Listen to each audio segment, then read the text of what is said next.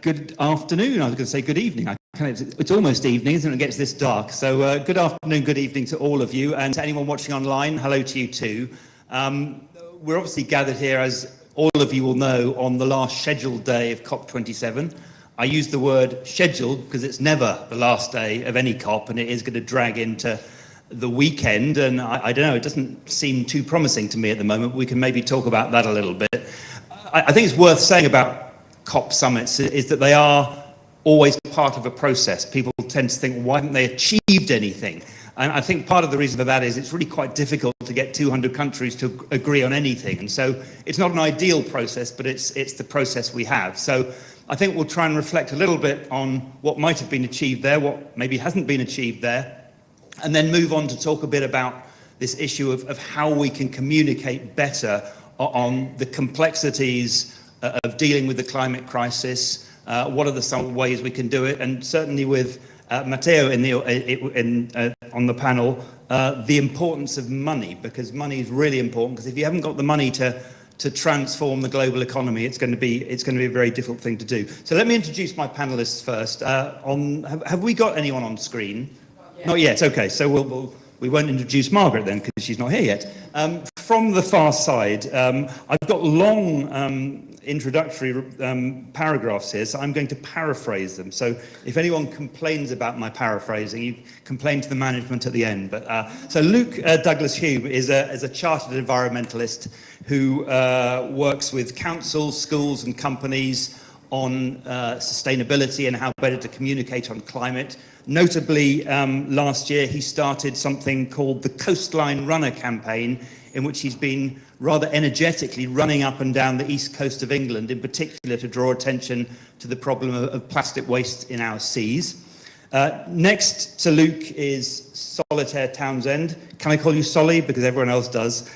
Solly is a sustainability expert who works with some of the leading companies and organizations in the world to promote sustainability and promote sustainable solutions. She's also the co-founder and chief solutionist. I'm never quite sure what that word means, but you can explain. I've got a book coming out, it'll all be clear. At Futerra, which is dealing with the communication of many climate issues. And within that, she is a trustee of something called the Solutions Union, which I suspect she will explain. Next to Solly is Dr. Matteo Romani. Thanks for being here. Both Solly and Matteo were at COP, I think, earlier in the week. Matteo is a partner at the consultancy Systemic and also one of the world's leading experts on climate finance. So we're really happy to have him here. He has a long list of achievements here, and I said I'm not going to read all of them, but he was the deputy to Lord Nicholas Stern on the UN Secretary General's high-level advisory group on climate finance. And a lot of this is working about how you get all the money which is needed. We are, there was the target for a long time of 100 billion. That's kind of yesterday's news. We're talking about how you find trillions of dollars and put them to good use, and what the financial system can do to try and generate that money. So hopefully Matteo can talk a little bit about some of that. And then next to me is Deza Gaji. She's a climate justice activist, a political candidate, it says here, for anyone in particular, or? I know, ran as an independent. As an independent, very good. And a conduit impact champion. So really happy to have you here. You do a lot of work with climate activists and so forth, and a lot of campaigning. And it says here you're described by The Guardian as a ball of energy, conviction and warmth, which no one has ever said about me, so I'm quite jealous. So I'm looking at the screen, and Margaret still isn't here. So what I'm going to ask, we'll follow the normal pattern where I'll ask each of the panelists to speak for a few minutes. We'll have a chat on the panel, and obviously very keen to hear your questions. And maybe I'll go to Solly first. Partly just a reflection about where we are at COP27. It's been difficult. It's always difficult towards the end, but is it a summit that's going to achieve anything meaningful? And then maybe a little bit of reflection of the work you do on communication as well. Sure. My mosquito bites from Egypt still itch, so I'm that recently back. But let me start with just a tiny story to help us understand why we are where we are with COP. So I want to imagine that you need to buy a car, and maybe instead of a bike, but you need to buy a car. And you decide to do all your research. So you research online about the miles per hour, and you research about carbon footprints, and you research about how much money it's going to cost you, and you, just before you decide, your little daughter looks up at you and goes, it's going to be good for the environment, isn't it? As you decide to get an EV, and you could be absolutely convinced yourself, you've done all of your research, you've got your facts and stats, you've got your numbers, it's the right decision. Then you go into work the next day and you're around the water cooler with a colleague you don't even like very much, and you mention the fact that you're going to buy this car. Oh, you don't want to do that, mate. Oh, my cousin's brother, he had a terrible thing with that car, terrible maintenance costs. So here we have a whole set of evidence-based facts, of stats, and of enlightenment decision-making versus an anecdote from one bloke you don't like very much. All of the psychology evidence would suggest you're not going to buy the car. And that's because human beings believe anecdotes and stories over facts. Now, lots of us don't like to think of ourselves like that. And actually, oh no, I'm an empiricist, I'm an enlightenment decision maker. Unfortunately not, you're a monkey, well actually an ape.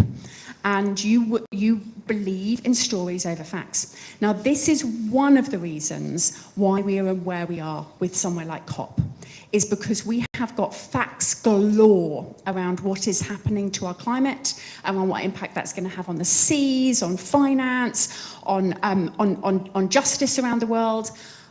But unfortunately, those facts are up against some stories, such as the story that we can't afford it, such as the story we can't keep the lights on, such as the story of our economy, we failed, can we afford? All of these stories are up against the facts, and the stories are winning. But they're winning so much that whilst there were so many amazing things that happened at COP, we have got the Children and Youth Pavilion was incredible. We've got big commitments on forests from a number of governments. We had the culture ministers of all of the different countries gathered. Wonderful stuff. The actual COP text is in danger of being worse than we had at Glasgow. We might lose 1.5 as the limit. We might lose comments around fossil fuel subsidies. Unabated coal might become an even worse, fluffier language around some unabated coal. And the reason for that is because vested interests have told a better story than we're telling about the facts, which is why I'm so pleased to be here and part of this conversation. Thank you, Solly. I'm going to pause and introduce Margaret, who I can see. You can't see all of us, but we can see you on a very big screen at the back of the room, so everyone can see you waving. Margaret Klein-Salomon is the Executive Director of Climate Emergency Fund and the founding principle of Climate Awakening, which is a project to unleash the power of climate emotions. Margaret, we've just started. You heard Solitaire Townsend speaking there. We're just doing introductory remarks from all our panelists. Do you want to just sort of say something for a few minutes yourself about what you do and where you think we are?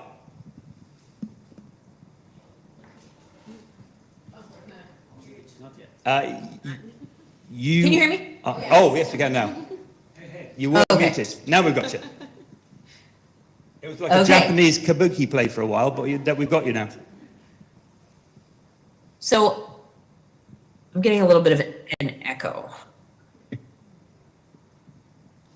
All right, sorry, could you maybe mute on your side? Oh, I don't get that echo, it's distracting.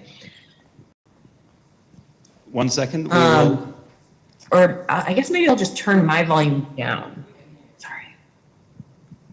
Is that better? Oh, perfect, okay. My apologies, whatever, Zoom life. But anyway, thank you so much for having me. I'm a clinical psychologist by training. I was finishing my PhD here in New York City in 2013 when I had a kind of oh shit moment, as they say. And then even more profound, realizing that I could and will devote myself to protecting humanity and the living world in whatever way that I can. And that has taken me down some different roads, but with the same overriding philosophical, psychological framework, which is that we are in a state of collective delusion of normalcy, right? People, even though we're like racing off this cliff, we keep like kind of going through the motions of normal life, planning for the future and retirement and, you know, just making all these plans and predictions as though we weren't in a collapse, in a state of emergency. So I think the metaphor, historical analog that I've used many times is about World War II, which in the lead up to the war, we were also in this state of mass collective, denial of the threat. And it took Pearl Harbor to wake up the United States, anyway, to the fact that this was not an option to fight this war, but that we had to do it, or else the risk was just simply too great. So, and after years of denialism and America First isolationism, after the bombing of Pearl Harbor, we authorized war with a unanimous congressional vote, except for one abstention. And former foes of the president and the war switched sides, right? So this kind of collective awakening where we realize that, like they said in the war, there's no end save victory, that this is, there has to be an overriding national and global priority, because this, just what is at stake is everything. So that is my basic framework. We need to treat the emergency like an emergency, and what that looks like is, most aptly the home front mobilization during World War II. But how do we get there, right? How do you wake up sleeping populace? And part of that is through understanding social psychology and how we perpetuate this myth of normalcy between us. And then the other side is really about activism. And, the activists that Climate Emergency Fund supports are, they're disruptive, right? And that's one of the reasons that many people don't like them. They're doing things like throwing, soup on the glass coverings of paintings, and, following Senator Joe Manchin around to his car and his houseboat, and, making his life miserable until he, voted for the first major climate legislation.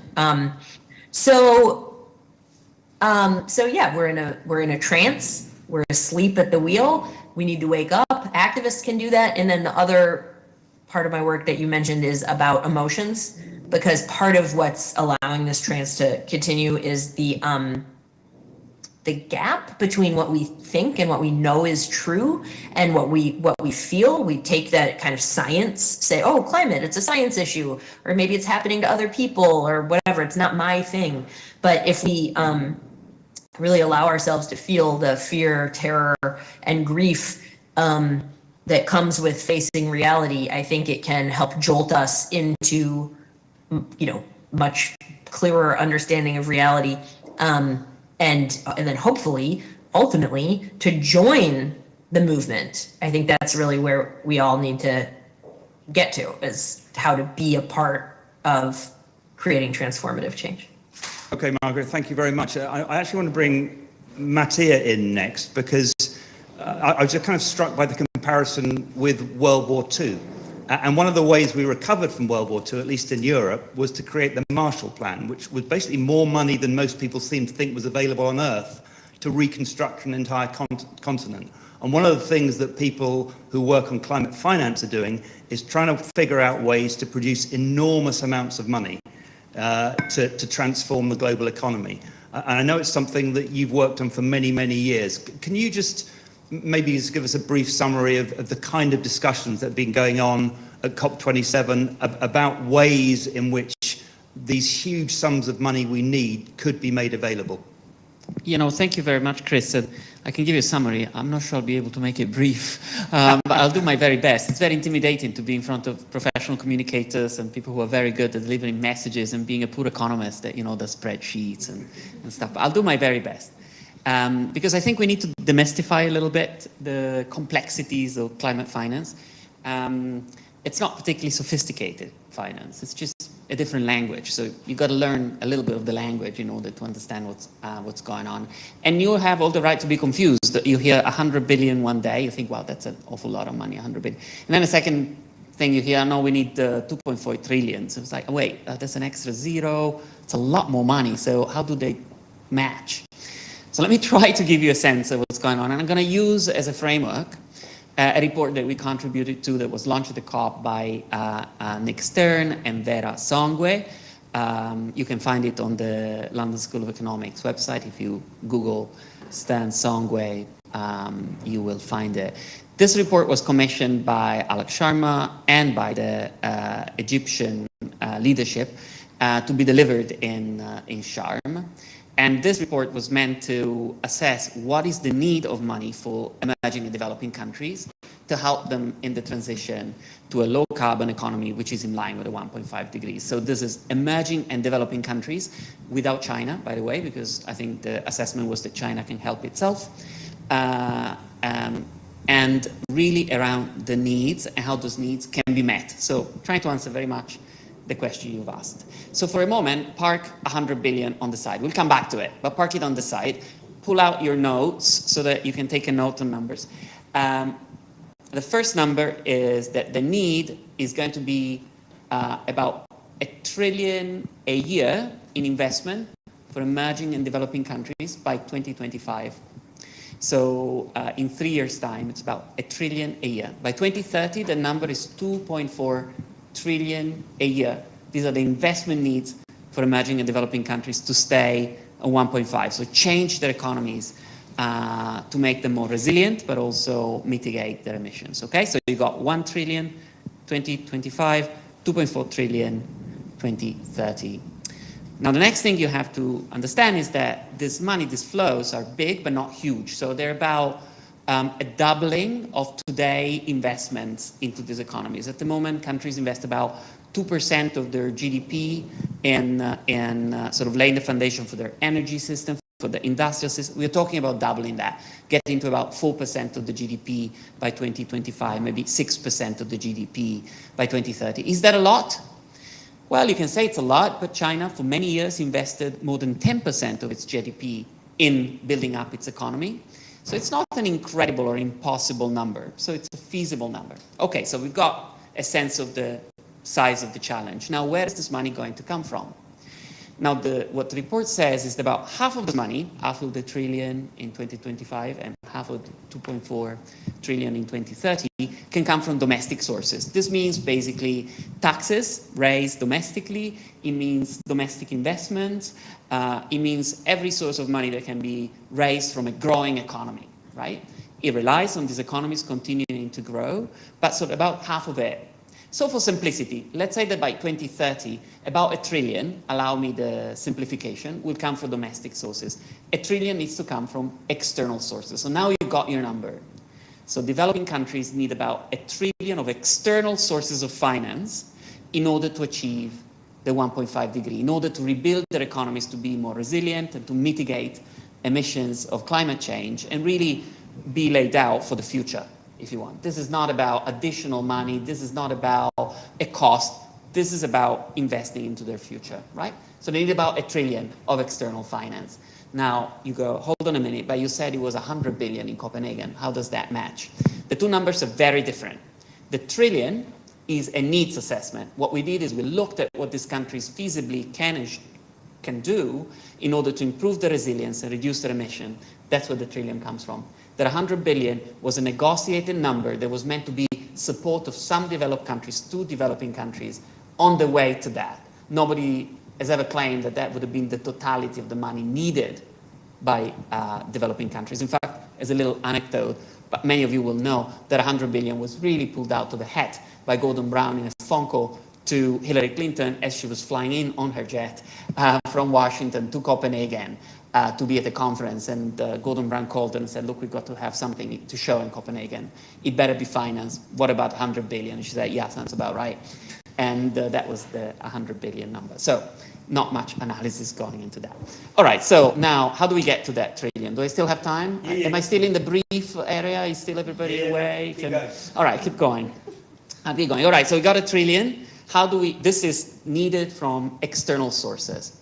Right, what the report says is this trillion is a large number. Some of it needs to be grants. It needs to be money that the countries will never return back. It needs to be a transfer, a donation, in very clear words. At the moment, developed countries roughly give about 30 billion a year, 30 billion a year, so much smaller number, to developing and emerging economies in grants to support them on climate. It's mostly for adaptation and resilience.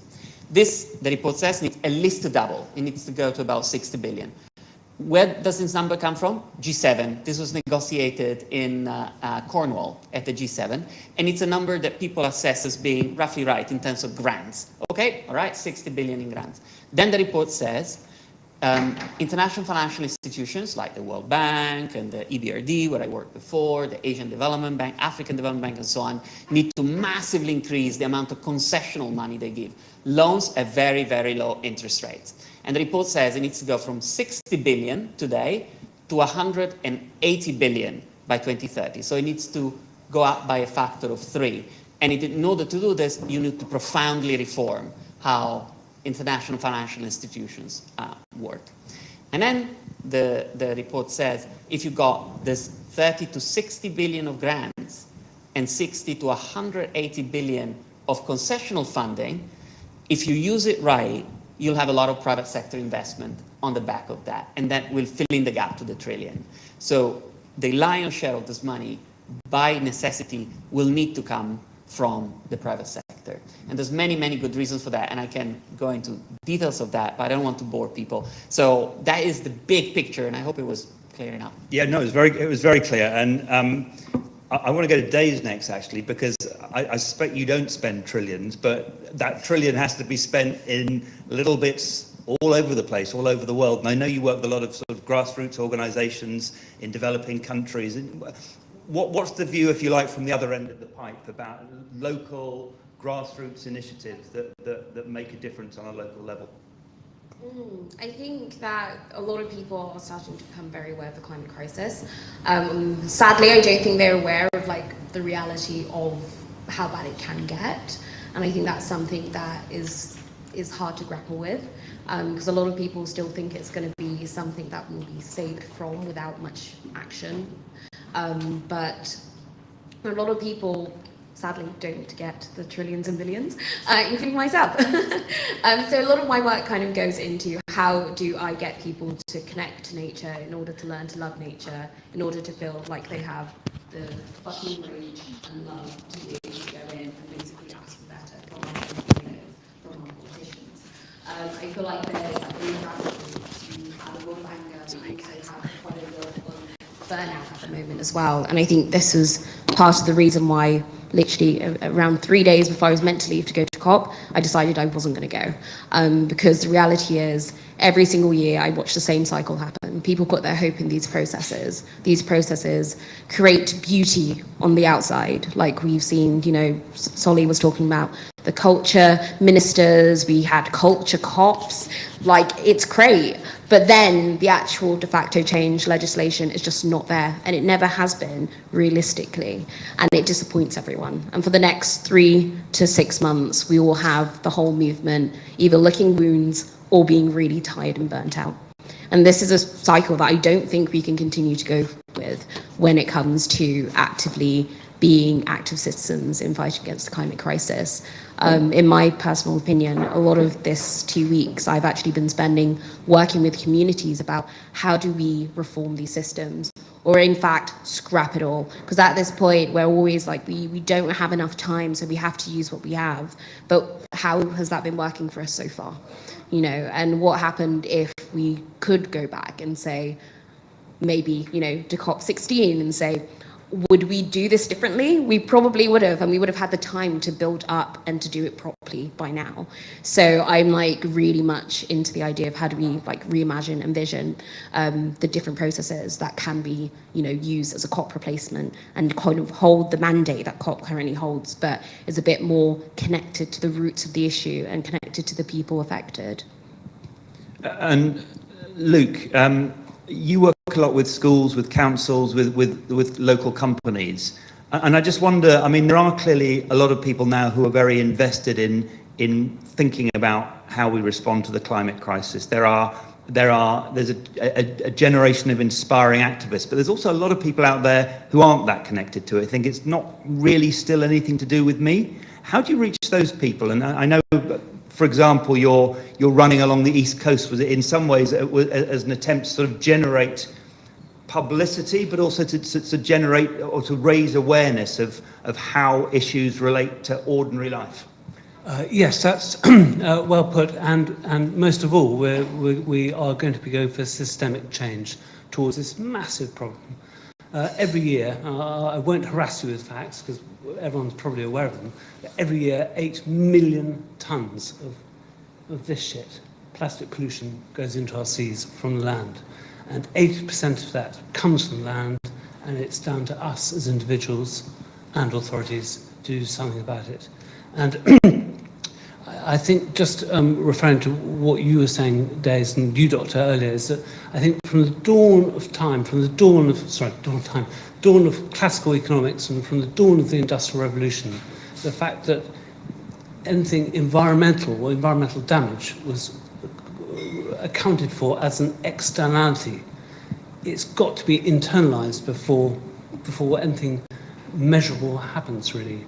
So when in 1706, that was probably the birth of the Industrial Revolution in Shropshire, with someone using coke furnaces to make saucepans rather than wood charcoal. And even then, when people visited, they described it as hell because it was noise, pollution, etc. But all that pollution, sound, noise, waste was an externality to producing good saucepans, and you could do it cheaper and did it well. And that is the challenge, is to internalize these externalities. But going back to your question about me and what we're doing, is now we are engaging with many local authorities all up the East Coast on this subject of plastic pollution of our seas, both the shoreline foreshore plastic that we come across, all this stuff from balloons to bottles to cigarette butts to dog waste bags. What's the psychology of wrapping up a dog waste bag into a bit of plastic and chuck it behind a sand dune? Can someone help me there? I'm no expert on that. But so what we're primarily going for is systemic change, and I don't know, involving all the aspects of it, the public, the residents, the businesses, local authorities, as to what to do about this big problem is the way forward, rather than just declaring, oh, make it illegal, because then you just find an easy way around it. So for me, if we go on to the subject of communication, I begin to understand the macro if I can understand the micro. And so when we're talking about emissions, in fact, we should just talk about pollution, because that's what it is. Just say it's pollution. So yes, it's CO2 emissions, but in fact it's air pollution.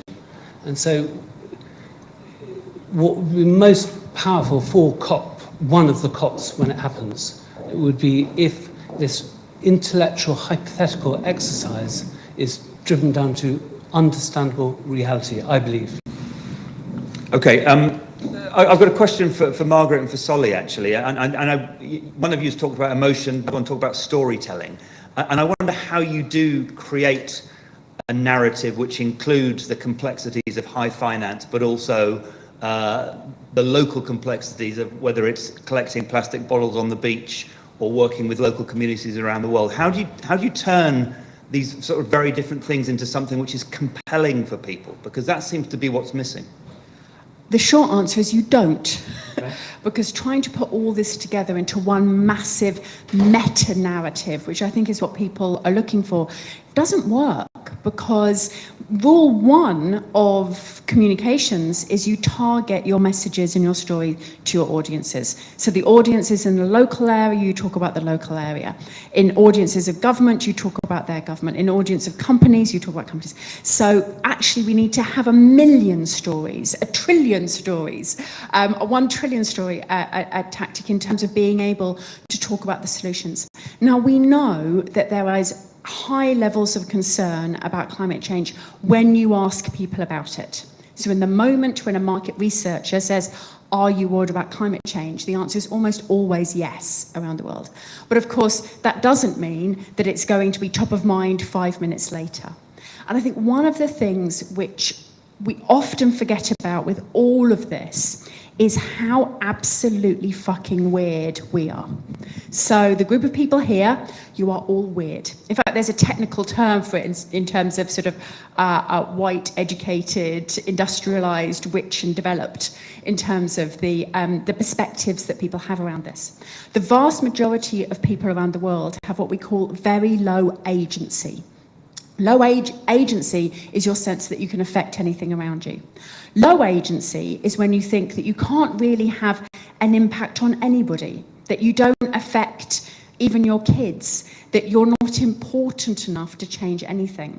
And that's why people throw the doggy bag away. It's not because they're horrible, evil people who don't care about plastic. It's they think they don't have any impact on the world already, at all. They don't have any control beyond their own life, and for many people, they don't even think they have control of their lives. That's what we're dealing with when we're talking about climate change, an existential global threat and a public worldwide, most of whom feel they have no impact on their neighborhood, their business, even their children, let alone the world. What do you do about that?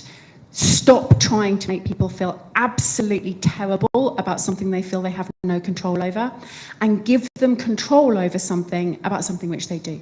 So give them control over their own lives, give them benefits from taking action, tell them about how they can live longer, be healthier, have better sex, have better sleep, be thinner from taking action on climate change.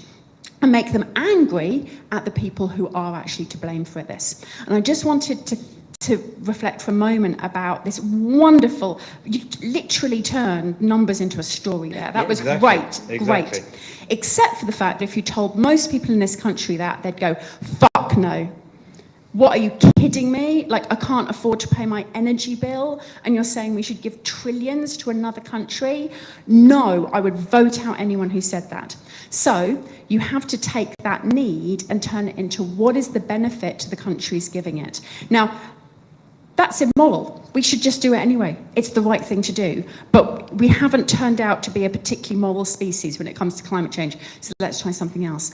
Or you say, actually, that 2 trillion, we already give 5 trillion a year to the oil and gas companies in subsidies. That's like 600 quid per person of the 8 billion of us. 600 quid each of us give to the fossil companies a year. So that gives a bit of a framework to say, well, 2 trillion to like deal with this climate change, maybe we could pull back that 5 trillion. That's maths people will agree with, because in that way, we've got a net benefit. We're actually coming out better from it. So I'd always make sure that whenever you're telling the story of giving money away, there's always part of the story about getting it back as well. I'll come back to you, Matty, or maybe some reflection. I just wanted to go to Margaret. I guess what Solly's saying is that it's kind of an updated version of think globally, act locally. And I just wonder how do you measure the impact that the activists you fund have? Obviously, there are very good reasons why they do what they do. So, in terms of measuring impact, there's several things. There's, obviously whether they accomplish their demands, but also whether they recruit new people and grow the movement, and how many people turn out to the action, how many people do they train, how many people do they bring in, and also what's the press attention? Because, if a protest happens and no one hears about it, it wasn't very successful. I agree with a lot of what you said about communications, and particularly the barrier, a key barrier to people's action on climate being about helplessness and lack of agency. I think that is very, very true. However, I think that there's a danger of getting into like the personal consumer responsibility narrative and offering people ways to engage that are too small, right? Like Al Gore's film, An Inconvenient Truth, right? It's like, oh my gosh, these huge problems, this is terrible, and that's why you should change your light bulbs. And that, something about that is obviously false, right? Like, I don't think that's empowering.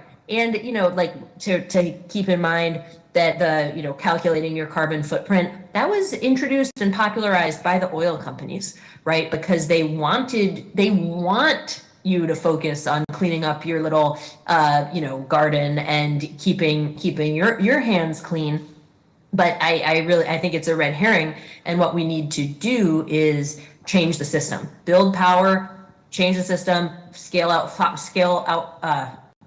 eliminate fossil fuels as quickly as humanly possible, and the expansion of the fossil fuel industry today, right? No new, I mean, it's insane to be building any kind of pipeline or coal plant or fossil fuel plant at this late hour. So I think, yes, we need to empower people, absolutely, and we need to tailor our communications in a way that fits them. However, we need to really hold ourselves to the standard of telling the whole truth, no matter who we're communicating to. And that means, you know, that we're coming into a time period of accelerating climate change, crop failure, mass displacement, and mass death.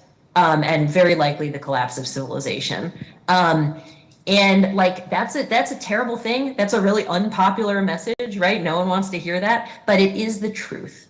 And I just think that we have a fundamental duty to tell that. And if we clean it up too much and make it too positive or not communicate those basic realities of our situation, I think we're doing a disservice. And I think, so it's like, okay, but what do I do with that, right? That's so disempowering. We're gonna collapse and we need to shut down the fossil fuel industry, but I'm so small, I'm just one person. And that's where we get back to activism, right? Activism is about, like, you know, David versus Goliath kind of thing. A small group of people can actually take on a global industry, and we are doing it, and we want you to join us. Mattia, obviously it's a very different world from the world you operate in, but I just wonder how, when you're an international economist, you know, but when you're at meetings where people are discussing, you know, reforming the structure of the World Bank and the IMF and so forth, and, you know, how do we get the private sector sort of to double up the money that may be given, and to what extent do you think people are making connections with real life and with some of the stories we're hearing? Well, not enough, evidently. That's clear. No, I was very I was very interested in what you were saying, Solly, and some of the comments. I think what I said at the beginning is that we wanted to demystify a little bit these big numbers, but I think it's more than demystifying. It's about connecting. Well, in fact, it's giving people agency over this decisions that seem so distant and big and large, and they don't think they can influence them, even by voting. I mean, look at the numbers of people that show up at polls. So obviously people don't think they can influence this decision. So there is a little bit of an agenda here, and it's useful. You know, when I was coming to this meeting and I was looking at the profiles, very impressive profile of the people on the stage, I said, what on earth are we going to talk about? Because, you know, I'm such a different fish and I don't know anything about the fantastic work that the ladies and gentlemen on the stage will do. And I'm getting an answer to that question, which is, how do you connect what I do, which is a bit cerebral and a little bit high level, to making a difference to people and engaging people and giving them an agency. So I'm listening for suggestions. Luke and Dave, maybe, I know, Luke, you had something. What do you think about in terms of, what's your reflection on how we can communicate climate better? Thank you, first, Chris. maybe, and then Dave. Thank you, Chris. I just want to say, Margaret, it's a terrific point, but I'm nervous of doing this, but I think you're slightly challenging Solly's point, because I think if you talk, as you were saying, on this macro catastrophe, then that ruins the agency of the individual. And so for me, I found more effective is that, let's say, referring to emissions and pollution stuff, actually, and yes, I agree, I understand what you were saying, I know what you were saying about it's going to be so massive we can't comprehend it. But what we can comprehend is, let's say, Ella Kissy-Debra's death 10 years ago. You know, she was the first, from the coroner's report, first victim of air pollution, her asthma attacks. This was a 9-year-old girl in London who was 9-year-old girl in London. the first to have air pollution as a cause of death on her death certificate. On the death certificate. And I think about that very personally. You know, this week I spent 2 days in A&E with my daughter, who's just a year younger than her, alive, luckily, having an asthma attack and dealing with A&E. And so, as I said earlier, understanding the micro helps me to understand the macro, and I think this can be done on a scale upable way, personally. And so that's why I'm doing the idiocy of running 500 kilometers up the east coast of this country. Yes, it's micro, but have people understand that actually this plastic lasts for hundreds of years and has a huge effect, bad effect, on the environment and on animals. I believe and I know that that is having an effect more than if I'm talking to people who already know the awfulness here at the Conduit Club about how bad it's going to be. Then the agency, I think, is just shut down. Oh, well, let's have a good cocktail and think about something else, I think. Sorry, that's just my point. That's why you're here. Days, what are your thoughts on communication? Maybe it's my youth, but I think we can have it both ways. I feel that, at least for me, the journey of me getting into climate action was first loving nature, then grieving for nature when I found out that everyone was lying to me, and I was growing up in a world with air pollution. I was personally affected by air pollution, and the fact that it was like happening on a global scale was like detrimental, and I grieved for it. But then I was held in my grief to a point of where I accepted what's happening. I accepted the truth of this situation, that we are in a shit show, and we definitely need to face that very hard truth.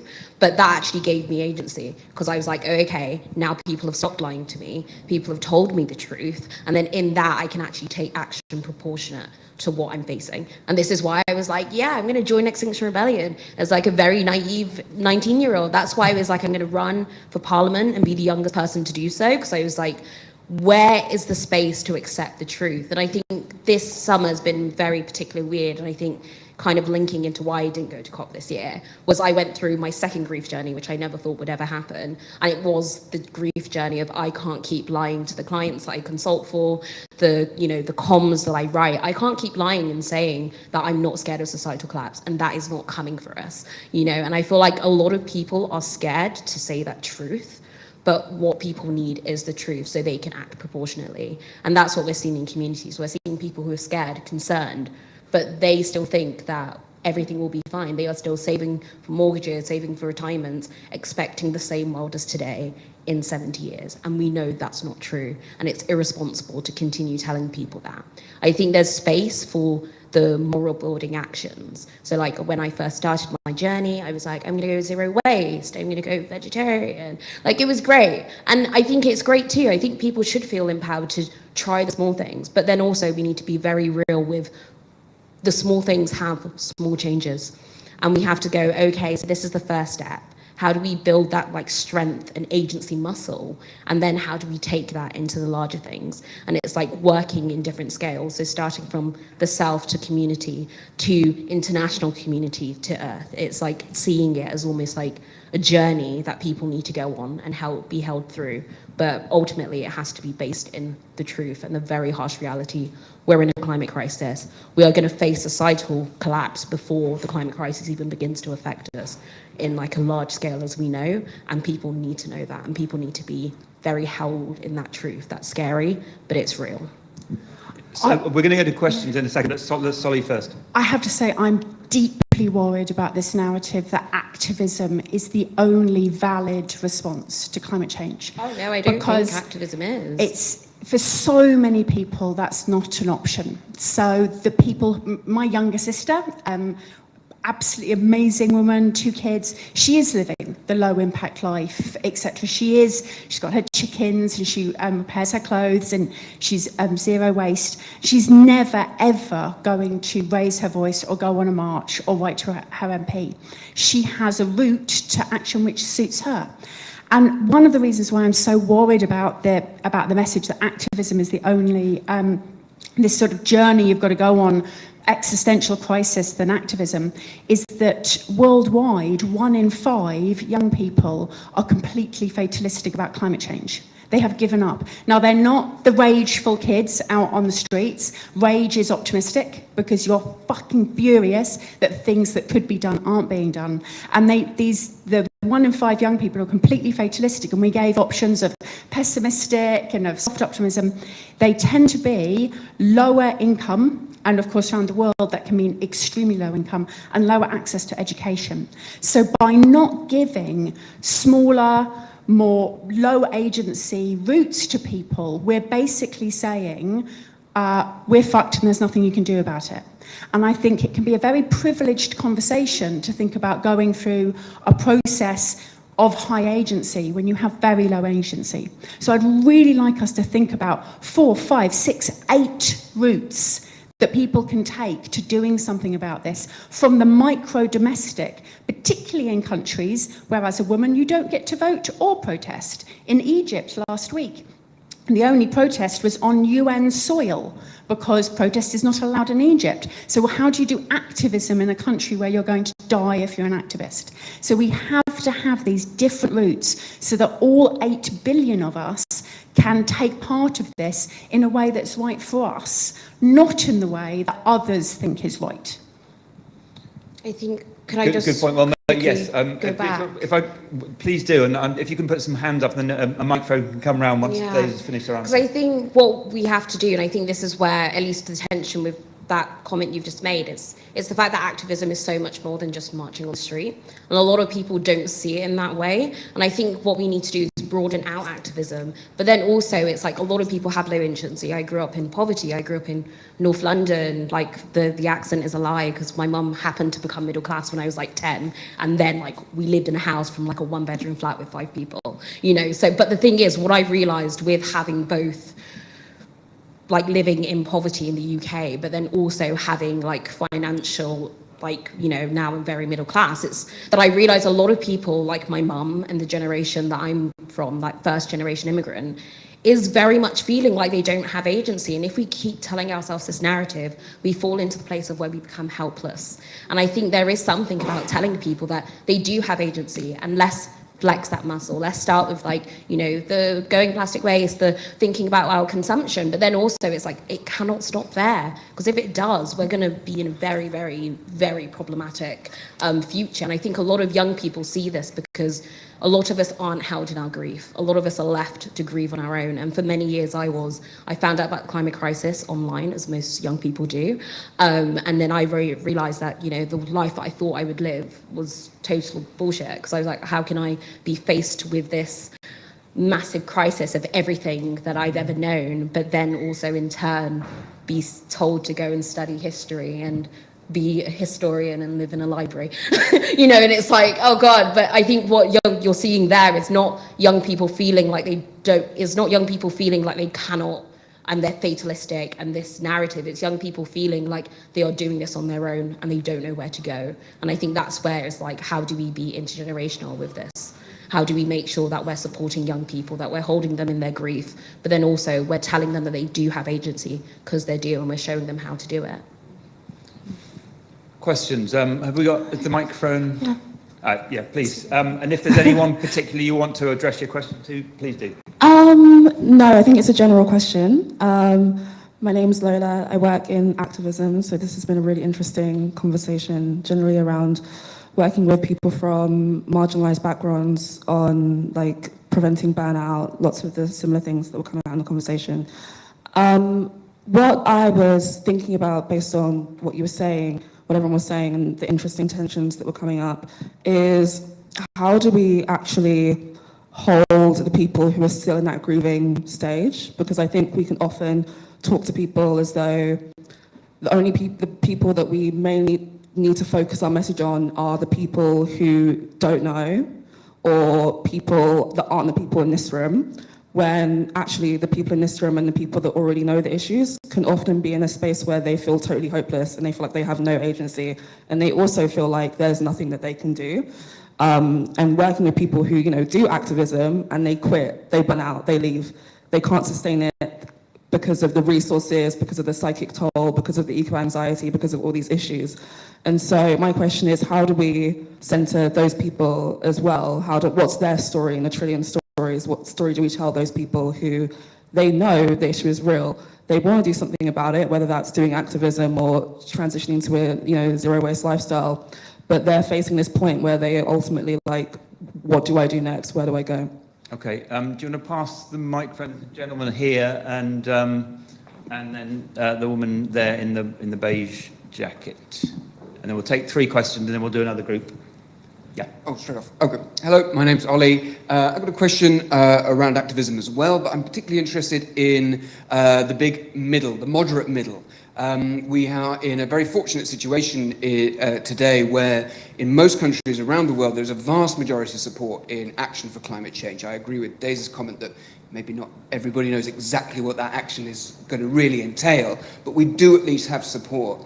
Some of the direct disruptive activism that we've seen in the UK in the past couple of months actually has had very negative coverage, and there's a recent report, survey done by Michael Mann, the climate scientist in the US, showing that protests such as the Soup on the artworks is actually decreasing support for action on climate change. And I'd like to understand, does that matter? Are activists concerned? I think they should be concerned about losing the majority public support. And how do we factor in that sense of winning over the big moderate middle, which is key in a democracy at least, to putting pressures on politicians and creating change? Lovely. Over there. Thanks very much for all of your contributions and talks. I was just wondering, given that we are facing, as you said, complete societal and ecological collapse imminently, what, open to anyone to answer, what are your thoughts on ideas of degrowth and MMT, which until very recently have been thought of as very naive and idealistic and radical? Do you think they hold water at all? Okay, so the moderate middle, degrowth, and I've actually forgotten the question. I'm so sorry. Give me one sentence. Cool, yeah, everyone else on the panel remembered it, it was me. Who wants to go first? Mattia, I'm going to ask you actually, because it's sort of, it may be I'm putting you outside your comfort zone. The degrowth one. Yeah, let's go for I'll go for that, and then so we can get it out of the way. Is degrowth an option? Degrowth is happening. Japan has not really grown in the last 10 years. Many Southern European countries haven't really grown in the last 10 years. So we have seen countries that have not sort of gone through the sort of very fast growth that we had seen in previous decades. That doesn't seem to have provided much of a solution, neither to the emissions nor to accelerating action. So I would say if we think that the solution for a collapsing society is an acceleration of moving to low carbon, sustainable economies, we need growth for that. We need a different type of growth. We need the growth that meets needs, not greeds, and we want markets that work for people. But I think, in my opinion at least, I haven't seen evidence that economies going for degrowth have helped us in that sense. Who wants to go next? Yes, Ollie, just about the moderate middle. I think I agree with you. I think it's deeply concerning if public support in a democracy is being lost. It doesn't. It's less of an important dynamic in non-democracies, but in a democracy, it's incredibly important. However, I think you can. I think one should split up the two things of Just Stop Oil and M25 blockage affecting whatever 50 or 100,000 people, whatever 50,000 people, and the paint on the painting in the gallery. I think one creates awareness of the fact that this government are giving more licenses for oil and gas drilling, and the awareness is made. The second one, I just think losing support and just pissing people off I'm nervous of that, and surely it'd be more effective to be striking the beneficiaries of this oil and gas thing, rather than the public trying to live their lives. We've all got lives to live, and I'm like you. I'm troubled by the loss of the moderate middle. I think this is a very important point. Margaret wants to come in next. Margaret, you're on. Thank you. Sorry, just to add to that. A couple of things. The idea of... Go on. Can't hear? Can you hear me? Yes. Okay. So if you could mute from your side. Okay, great. So I want to talk about the idea of activism being popular or unpopular, turning people off. The first thing is I read that study in Time magazine, and I have a PhD in clinical psychology. I've looked at research and stats, and that was bad research. They asked people, they said, are you more likely, less likely, whatever, to support climate activism given these disruptive protests? So, and then people said, yeah, I'm less likely. I don't like that. Okay. So they polled people explicitly. Tell me what effect these protests have on you. Do you like them? Do you not like them? Do they make you more likely or less likely? But here's the thing about social science research that's shown again and again and again and again. People don't know what is affecting them and their decision making and their vote and what they think about and what they talk about. So the fact is, and we've seen this through history over and over and over again, is activists don't need to be popular in order to win. In fact, activists are almost never popular, right? Martin Luther King was never had more support, approval in the United States than disapproval through his entire life. The suffragettes obviously were hated and disparaged, and which of their tactics went too far, right? Like this, so it's not a popularity contest. These activists are not running for elected office, right? That's not how it works.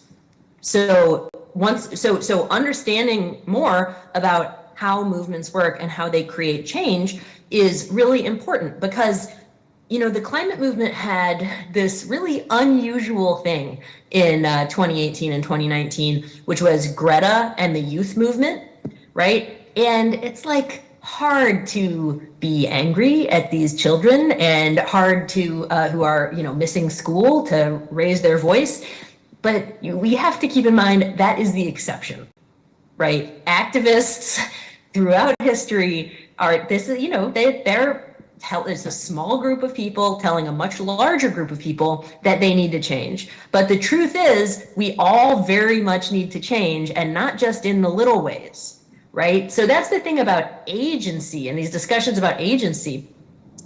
I think it's much more important to give people actual agency than the feeling of agency, right? Like if I feel good when I do my recycling, even though it actually gets thrown into the ocean, I don't think that's very helpful. I think we need to give people realistic ways that they can change the world, and I believe that we can do that. And it's not all through on the streets protest. It's also through, for one example, giving money, and which leads me to the point about burnout, right? Because that is absolutely a thing. Absolutely a problem in the movement. And one reason, as the questioner stated, is lack of resources, right? And this creates inequality in the movement, right? Because the movement is made up of passionate people who are very dedicated and who are, generally speaking, volunteers, but who can afford to volunteer so much of their time,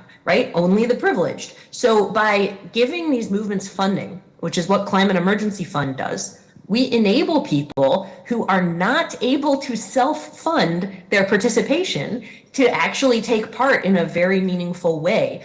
And so as the executive director of Climate Emergency Fund, I'm highly attuned to how money can facilitate the growth and success of these movements and how necessary it is and how much these activists deserve our financial support. So it's just one example. There's more, but you can support the movement by giving $10 a week, right? And I would say that offers more real agency than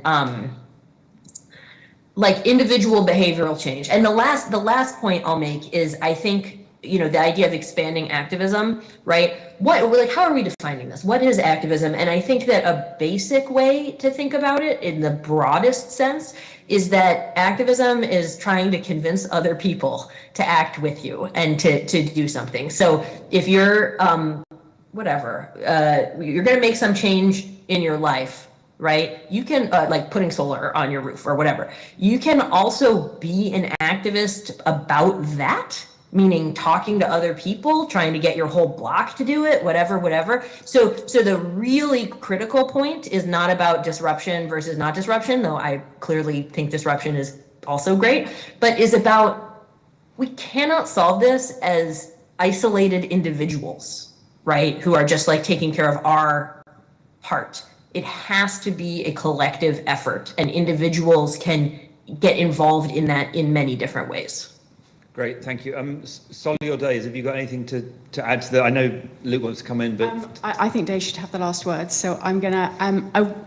I think all the answers are brilliant, but I want to talk to you about the burnout piece, because for me that's the same as the 1 in 5 young people who are fatalistic. Hundreds of millions of people around the world who have given up. And I think this is the problem with the story, because we're fighting a war that we think we're going to lose.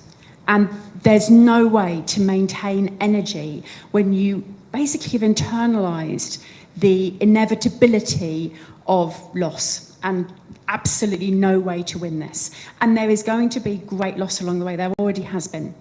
But I would ask you to give yourself permission and not feel guilty or in any way that you're betraying the people who are suffering or the issues that are happening, to imagine, what if we actually fucking won this? So Dr. Ayanna Elizabeth Johnson, who many of you will have known, gave a wonderful TED talk about joy in climate change, joy in climate action, is writing a book of what if we get it right? Like, what does it actually look like if we get it right? What does 8 to 10 billion healthy, free, educated human beings living in a recovering biosphere actually look like? Because you have to have that to balance out. If you're fighting a losing battle, you will inevitably burn out.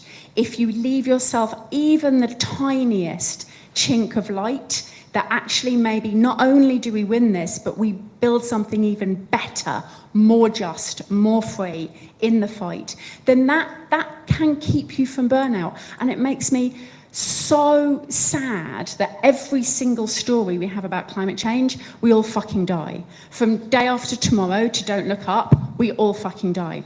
We have got the understory of climate change is the Frankenstein story. It's a morality tale. It's man makes monster and monster destroys man. We have a little picture of that in our head. We've got a little narrative space for it. There's a narrative inevitability and compellingness about that story. We've got to change that story to, it's 1,001 chance, but it might just work. Or Lord of the Rings, an unusual group of people trying to do something, any other story, then we're fucked. So you're taking joy, being happy, and believing that action might work is absolutely permissible when you're trying to make change. I'd say it's actually necessary, because otherwise you will not stay standing. It's interesting, I think, because the stories we all love are kind of often quests which eventually lead, with a lot of suffering, to good triumphing over evil. But Daisy. Yeah, I totally agree. And I feel like that's why a lot of the work I do is basing people in the idea of really loving the natural world and loving nature, including ourselves as well. Because, like, I'm always called a hopeless romantic or naive, because I do have hope, weirdly enough. I see, like, you know, the possibility for total collapse, but then also I see the opportunity for coming together, finding solutions, and actually making a better world than we currently live in now. And that's like the important part. And I think there is something to be said about learning how to process emotions, and that's something that we are not taught how to do. And I was a very constipated 18-year-old when I joined the climate activist movement, and I was first asked to check in and asked, how was I for the first time ever, with people actually expecting for me to give a real answer. And I went, I'm fine, why are you asking me? With such defense, you know, and it's because I never had the space to really be able to learn how to open up and show that vulnerability of, I'm scared, I don't know what I'm doing. But then I was also met with, okay, we're gonna hold you in this fear, and then we're gonna help you know what to do next, what works for you, you know. And I think that's kind of like a very like good way of like basically building that journey for people, I mean, especially for young people. To go into the moderate flank question, I've tattled with the idea. I think there is space for all different types of social movements. And I think one thing that reminded me a lot of the conversation that we're having is, so I studied protest history, and there's 8 stages of social movements. In the UK, we're kind of weird because the environmental movement has skipped a lot of the stages very quickly. But there's one stage that happens at the same time as the other. One is activist failure, of where everyone hates the activists. And then the other is the win, of where people actually start to care. So it's not about the activist, it's about the caring. And if people care for the issue, who cares whether people like the guys I was throwing soup? Like, I'm like, it is what it is. But at the end of the day, it's people actually caring, and that's the thing. And I think, talking of narratives, the Just Stop Oil narrative, it's got us all talking here. You know, it's got us talking about it, thinking about how do we feel about this painting, and why don't we feel this way about the forest? Why don't we feel this way about the animals dying? Why don't we feel this way about people dying? And it's basically to turn the thing on us, to ask us, how do we react to this gorgeous Van Gogh, but then also how do we react to this gorgeous world and community that we're in, and do we place the same importance? And sadly, the world is showing us that they do not, you know. So this is like the rude awakening. Yeah, it's the tough love that's coming very strong from a lot of activists all across the world. Yeah. Can I come back to you in a minute? Because I'm aware of the inexorable passing of time and the clock ticking, so I want to get to some more questions. So there's one here, the gentleman here, and I thought there was one at the back. You have the mic, yeah. The microphone. Yeah. First, and then the 2 here. Does that mean it's me first? Okay. Yes, you've got the microphone, so you have the power. Very interesting discussion. My name's Rob. I work for an environmental charity, and I've done so for nearly 20 years. I'm wondering whether we're fighting this fight with some of the wrong tools. So we talked about the origins of the Industrial Revolution, which is a polluting revolution that started in Staffordshire and it spread out into Europe. We have a European moral system that equates morality and altruism with self-sacrifice. We have an economic system that amplifies fear of loss of well-being, and that makes it difficult for us to perceive our agency. But there are other models out there that might be more beneficial, where my suggestion would be one that views people's motivation, and I've seen this in motivation to donate and motivation to act, where the source of your motivation is to protect your perceived community. And that could be a community of one, or it could be a community of your family, or it could be the entire biosphere. If your agency and your motivation is based on a perception of community that is bigger than self, maybe there's more chance of winning than with a sort of moral underpinning that suggests it's all about self-sacrifice and loss. I'll pass the mic. Thank you. If you could pass to this gentleman here, and then the woman at the front, in the front row. Yeah. Thank you for your talks. My name's James. I'm part of the Carbon Guilty. It would be very useful, I think, for the general public to feel more positive if the people who are rich around the world, not the rich world, they demonstrated they can actually smile and greatly reduce their carbon burden. But I'm quite interested in COP, and I think it's much more important for the people and life forms to have no more carbon emissions than lots of loss and damage and carbon offsets, which we know don't work, and carbon capture and storage, which is a delusional dream. And I entirely agree with Luke that Matty, I'm sorry. Economists really need to start changing the system, and I'm sure you're there, to internalise the externalities. And if you've got any tips on how we can do that, that would be much appreciated. Thank you. Okay, and then if you could just pass the microphone over here, thank you. One of the really disturbing pieces of news that came out of COP27 this week, for me anyway, was the address by the Pacific island Tuvalu, where they announced that they were copying their nation to the metaverse and essentially relocating all of their traditions, cultures and land to the metaverse so that no matter what happens to their island as a result of rising sea levels, they will be preserved to some degree within the metaverse. And I'm just curious, news like that is shocking, heartbreaking, and really pretty terrifying. And I wonder, is that kind of news effective for ministers or decision makers, negotiators at COP, or do they also need optimistic news and hopeful news like the rest of us too? Okay, so I mean, the first two questions, in a way, sort of different versions of can we do things differently, whether it's in economics or activism, and then the third question there. I mean, Mattia, do you want to have a go first? I'll have a go. So I want to do a test. How many people understand what internalizing externality means in this room? Don't be shy. Yeah? Very unusual room. Actually, yeah, don't be shy putting your hands up, even if you can't put an equation to it. It's just if you understand the concept. I think most people do. Many people raise their hand. I can guarantee you, if I had asked this question 3 or 4 years ago, no hands would have gone up. The point I'm trying to make is that we are increasingly understanding what it means to price pollution, really, and to make make somebody pay for that price if that pollution has been caused by them. And I think it's progress. It's not great. We don't have an internalization of externalities that works very well across the world. We have it in this country. We have a fairly well-working carbon market system. We have it in Europe. We have a fairly well-working EU ETS. We have in some other countries, but many countries don't have it. A lot more work to do. And of course, there's many, many more externalities which are not internalized beyond carbon. I think what you said about pollution and emissions is a very, very important point, because in a way we think about emissions and we think it's something that happens out there. It doesn't really affect us directly very much. It affects somebody else probably eventually, very sad, but not as directly. But actually, a lot of emissions are associated with local pollution as well, and the two are very strongly linked. So it's very important that we expand that concept of internalizing externalities, not many people understand, onto other externalities.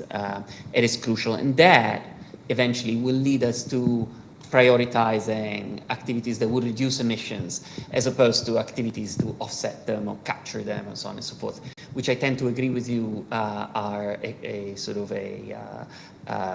a Pandora box at best, or a Pyrrhus victory at worst. So it look like they can achieve something, but they don't. And also, and I conclude with that point, they make us understand that technologies that are helping reducing our emissions are also providing us with cheaper, better, healthier, more productive goods and services. The most obvious example is renewable energy. We know that because of the collapsing cost curves in renewable energy and battery storage, we are going into a world in which the more renewable energy we integrate in our energy system, the lower our power bills will be, the lower the emissions will be, the more accessible energy will be to people who live far away from energy, not an issue here, but a massive issue in developing and emerging countries. And this is just one of these examples. I could make a similar example about mobility. I could make a similar example about food and regenerative agriculture. So this internalization of externalities is making us realize that we can actually live in a better, cheaper, more productive world, which is also low carbon. And that's why I'm not thinking about our society collapsing, actually thinking about society thriving. And I love the idea of telling that story better. And what does a world that manages to do that look like, and how does your life look like in a world like that? I think that's a very powerful message. And it's interesting when you talk about, who understands terminology. I mean, I did a lot of work for the BBC in the run-up to COP26, and one of the most popular things we made was a little digital video entitled "What is CO2?", which was watched about 5.5 million times. And so I think it's sometimes important for people sort of within the room and within the bubble to remember that some things need to be explained very simply, and once you can start to put those building blocks together, maybe that will create more understanding. Luke. Just very, very quickly, well, first of all, very quickly, and you can answer this question at the end of what I'm saying, Margaret, please. You started tonight with you saying America only got lit with the Second World War with Pearl Harbor. They started action. So you can answer in a few minutes, what do you think will be the Pearl Harbor? What I really want to say was, as you were talking, the two figures totally illustrate what you were saying about the importance of radicalism. In 1992, Seven Suzuki, in front of the UN, declared almost very close to what Greta Thunberg says 30 years later. Who had more effect? Who had more power? Nice, polite, well-spoken Seven Suzuki at the UN, or activist Greta Thunberg? So I think they were very good illustrations of your point of, actually, it's important for radicalism, and you were saying this point too, Days. I'll get Margaret to address that in a minute about what you think the Pearl Harbor might be, but Stolly, I just wanted you to address the question here about digital Tuvalu and whether do these things have an impact on the people who have the power to make decisions? During COP, absolutely not, because all of the negotiation points and the wording have been agreed before anyone gets to COP. So all of the negotiators have what they're allowed to do and not allowed to do. So, but I don't think Tuvalu was expecting it to. And very, very powerful comment, very similar to last year when the gentleman gave the press release up to his knees, up to his waist in water, is to affect the conversation around COP, is to raise awareness, try to get people to watch the news, to build the eyeballs on COP, which is something which the negotiators in the room do care about, because the negotiators in the room, of course, are government negotiators. One other thing, though, to remember about COP, because we're talking a lot about COP, COP is the absolute floor. It is what all the countries in the world of the UN will agree to without veto. It is the minimum that we can agree to, where you actually have countries who are currently at war with each other having to agree to that state. So please don't think of COP as being the best or what we're shooting for. It is the minimum. And in some ways that can sort of relax a little bit, because all the things which we put on top of it are the actual stuff which is going to push where we go next and drag COP up. And as a minimum, it's not enough, but it is much better than we had several years ago, and hopefully we'll keep 1.5. But one thing which I wanted to say in this room is about the word belonging, and how I think this activism, of all the types of activism, the grief of not feeling that you can belong, the low agency, the fatalism, is partly because we don't bring in and are grateful for everything that anybody might be doing. Because actually what we want to do is build a sense of community that everybody agrees with this and wants it to happen. And if you put up barriers and tell people that what they're doing isn't worth it, then for a start, you're making yourself the arbiter of what's morally worth and not, which is generally unfair. But it also means that you're telling someone that they're not allowed in, that they're not allowed in our club. We have to have the biggest club on the planet, where anybody who does anything for climate change is welcome, is belonging, who we celebrate, who we uplift, and then perhaps we generate those who are able to go further, but those who aren't, who have got the life circumstances or the lack of money, or who $10 a week would be a huge amount of money, we welcome and celebrate what they're doing, even if they're doing it just inside their heart. Even actually, if the biggest action that they can take about climate change is to feel that we should do something about it and they can't go any further. Do that, create a big tent, a massive belonging of everybody who does something on this is welcome in, then that is what changes the politicians. That is what changes the situation that we're in. We're in a different activist situation than almost every movement beforehand, because we're not trying to change one thing, we're trying to change everything everywhere in the world, which means we're going to need to use more tactics and be more creative and more inventive and perhaps a little bit more open than we've been on any other topic we've ever tried to change before. So we've been doing the same things at greater noise level for a long time. It hasn't worked. Let's try to do some different things. Margaret, what is your Pearl Harbor moment in the climate crisis? And when we come back from that, because I'm afraid we are running out of time, maybe I can get in from all your different perspectives, you all to say what maybe the Pearl Harbor moment is, that you think the thing you maybe could lead to lasting change. Yeah, thank you. And I also just want to say, you know, in terms of what message goes to what person and who's able to do activism, that's interesting. But right now, I'm just talking to the people who are here at the Conduit Club. And my message to you all is do disruptive activism and support it with financial contributions. You know, if you've got privilege, then please use it by putting yourself on the front lines, which is, and, you know, and because disruptive activism is the fastest way to create transformative change. That's very important to keep in mind, is how late in the day we are, and we need to create change very fast, gradually won't work. So anyway, what does Pearl Harbor moment look like? Great question. It's also very important to remember, as we think strategically, that the climate emergency is accelerating. And it is making itself known all the time, more and more. You don't have to ask a scientist anymore. You can look out the window. Do things seem normal to you, right? Like, so I wish it weren't true, but that is going to keep accelerating. More and more disasters on a scale that is totally new to us. So I think that a combination of an adamant, disruptive, mass movement in the streets, making politicians' lives extremely difficult, disrupting public events, absolutely. Full court press on there, combined with these shocks to our system, I think that is when we can see a true flip into emergency mode. And once we do that, right, once the government, global governments are actually treating this like an emergency and are coordinating a response at scale, that is where you really get the true universal participation, right? Like during World War II, people collected rubber and scrap metal and the different and accepted rations on meat and gasoline and so many consumer goods. And that was possible because of the government led coordination, and would not have been possible just as a system of everyone doing their part. So I think it could be helpful to think that is where we're going. We absolutely need everyone in this, but we cannot do it with the government, so we need to force them to do it. That is what we need to do as a movement, is force the government to do things that it doesn't want to do, like stop the fossil fuel industry.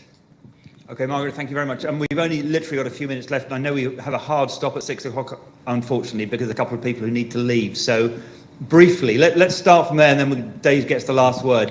Whether it's in activism or communication or finance, what's your Pearl Harbor moment? I'm afraid I'll be very quick. I totally agree with Margaret, because we've had the objective Pearl Harbors. We've had the size of this country flooded in Pakistan this year. We've had massive droughts and heat waves in China. What more do we want? Yeah, what more objectively do we want? It has to be what Margaret said, I think. Solly? I refuse to look forward to a dreadful thing happening, so let me flip that entirely on its head and go, for me, I don't think this is a Pearl Harbor Second World War, because at the end of the Second World War, everybody was just trying to get back to normal. They actually wanted to go back to what they had before. We are actually trying to change society, not 4 years worth of fight and back to normal, but much more actually like the Industrial Revolution. is to think about an entirely different world that we're trying to build that we can then live on for years and years and years to come, not win, forget, move on. So I actually would like something like the Great Exhibition, that 1 in 3 Britons visited, 1 in 3 people visited in this country when most people had never left their village. And the Great Exhibition was designed to create an industrial revolution. It did not happen by accident. Prince Albert ordered everybody in the country to come and see the world that could be built, and also told them, you won't get to see any of this, but your kids will. I think that's what we've got to be able to put forward, and the Pearl Harbor moment would actually be much more like a Great Exhibition moment, when we showed people this, oh, I want that. That's the world that I want. That looks better than where I am now, rather than going on a war footing for 4 years, and then actually, then what? Like, what do you do then? What world do you live in? Because we've got to change everything, not just one thing. Matteo, I mean, I think Pearl Harbor could mean a moment when people came together and realised we were all in this together, but I take your point. Matteo, you're... God, I'm such a boring economist. The Great Exhibition, and mine will sound so dull, but whatever. Money is never dull. We love economics. I would want my Pearl Harbor would be next year. I won't leave it any later than that. US, China, and Europe agreeing they're going to have a common carbon price to their economies. A good thought. Days, you get the final word. Yeah, I think it kind of leads me back to a lot of the stuff I did at the beginning of my activism, which is like the focus on regenerative cultures. I'm tired of sustaining a world that's not sustaining life. I want a world of where we can all flourish, a world where we can all, you know, think about like and imagine and have the space to imagine what something so different could look like. And I think it starts with us asking ourselves some very hard questions, doing the inner work and saying, where have I played into this system that I don't really want to contribute into anymore? And then how do I change my own like ways and intent as well in doing so? How do I base all my actions in love, duty and care for myself, for the earth, for everything on life, you know, everything that breathes, lives. And then how do we kind of bring that into all of our actions? And that's kind of when people ask me what's the most tangible step I can take for climate, it's never, no offense, the stop using plastics. It's always the base everything you do in love, duty and care. And in that way, you will think about whether you should be using plastics. You'll think about where your money is going, where your pension is sitting. You'll think about the bigger things. What stories are you telling to make people feel like the next world that we're going to inhabit is amazing? That's a very good place to end. There are probably other questions. I'm sorry we couldn't get to them, but we could talk about this probably all evening, and we still wouldn't be satisfied. So thank you very much for coming to everyone, and please do show your appreciation to our panel.